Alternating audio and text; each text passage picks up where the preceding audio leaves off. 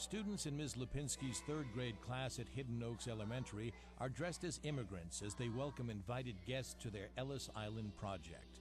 They begin with Irving Berlin's song, "Give Me Your Tired, Your Poor," also known as the Statue of Liberty song. Then it's off to a classroom that the students have transformed to replicate the Ellis Island Museum.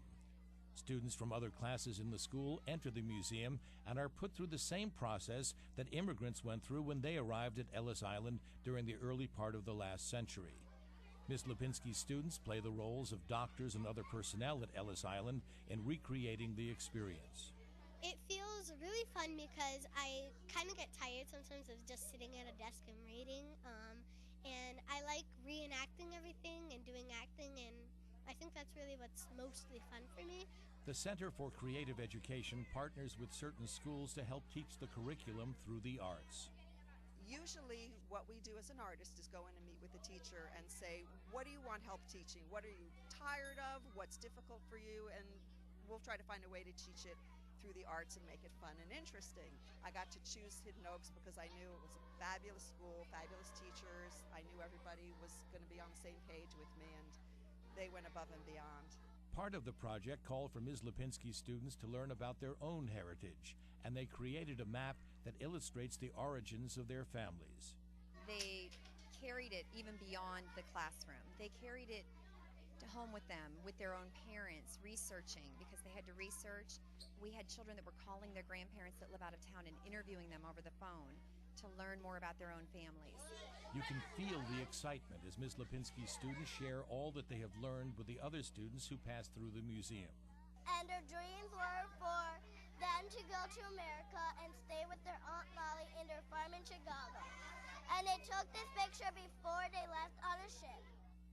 Ms. Lipinski began this project with students reading about Ellis Island and then watching several movies about it. Then they listened to recordings of people who actually went through the experience when they arrived in this country. So the children listened to that and really understood like what it felt like to be someone going through Ellis Island. And they would sit in silence listening to these immigrants share their stories. So I feel like that really got them excited about it. And once they knew about Ellis Island, they really were really excited to take part in all of the arts activities that we had planned. That's when Ms. Lipinski shared her thoughts with her artist collaborator. I like to think of myself as a resource for the arts part of it. She'll let me know what areas she wants to cover. Well, we had to have a Statue of Liberty, of course, so I came up with the concept of creating it out of paper mache. I kind of did the pre-planning and organizing and then brought in the materials, and the kids all jump on board. And it's the fun, hands-on experience that motivates the students to learn. The Statue of Liberty was a gift from France for their 100th birthday. The date on the book is July 4th, 1776.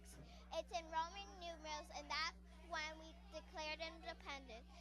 The poem, "Give Me Your Tired, Your Poor," was originally from the poem "The New Colossus," written by Emma Lazarus in 1883.